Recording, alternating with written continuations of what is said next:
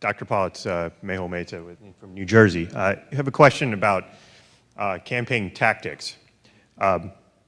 The first meeting I went to in Philadelphia for the Philadelphia Ron Paul meeting, I was pretty passionate about the monetary policy and returning the United States to sound money, having heard you talk about the same thing. And pretty much the consensus amongst the people who were at the meeting was, oh, don't talk about that stuff, it's too complicated. The average IQ of the average American people can't understand it. So I'd like to hear from you directly as to, A, should we be talking about this as a campaign item, and B, how do we best communicate the message?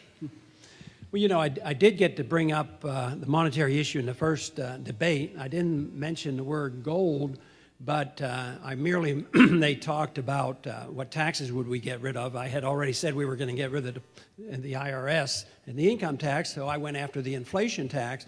And, you know, in 60 seconds, I thought I was able to explain it pretty well, that, you know, when you spend too much and you print too much, the value of the money goes down and prices go up, and it goes up unfairly on the poor and the middle class. The middle class gets wiped out and Wall Street makes a lot of money. You know, I've explained this and talk about it all the time, but I don't think I have any trouble in a classroom of 12-year-olds, 8th graders. I can talk to them, and I think it makes so much sense that, you know, if you just print a lot of money, how's it going to have any value to it? Do you know, you won't believe this story, but there was a hearing that we had, and I brought up the subject of gold, and later on we were at a luncheon, and another member from the committee, the banking committee, came over and said, well, that was very interesting, you know, asking questions about gold and different things. She said, well, isn't our dollar still backed up by gold? Member of the banking committee. But you can teach it to kids. It's not that difficult. When the prices soar, you have to just tell them where the culprit is. The Federal Reserve System we can't have inflation without a Federal Reserve creating money out of thin air.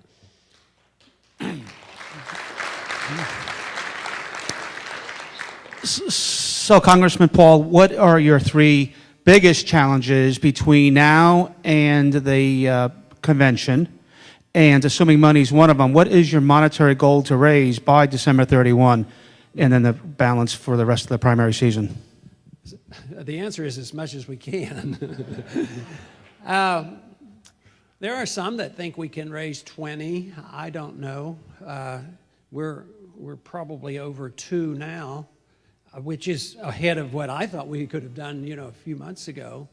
And if it keeps growing, we would raise 20, but it's too hard for me to predict. We haven't been through this too often.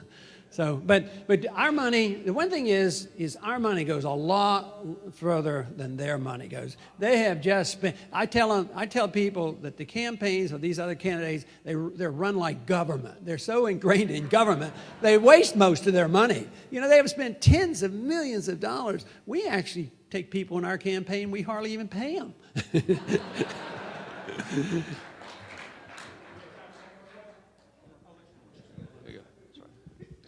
Congressman, this is a congressional question. I've heard about the Military Commissions Act getting passed last year, suspending the writ of habeas corpus. And I'm just wondering, how did that get through? And with the Democrats in control in this session, is there any hope of appealing that? Not too much. We need a new president.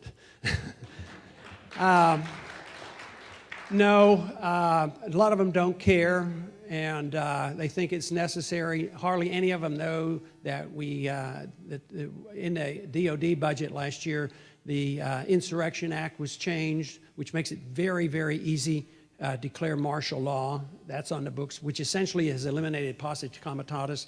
We've eliminated, for American citizens, the ideas of habeas corpus. A lot of those individual liberties have been destroyed. But I tell you what, we have a real expert tonight, and he's going to be talking later on. He knows this subject a lot better than I do.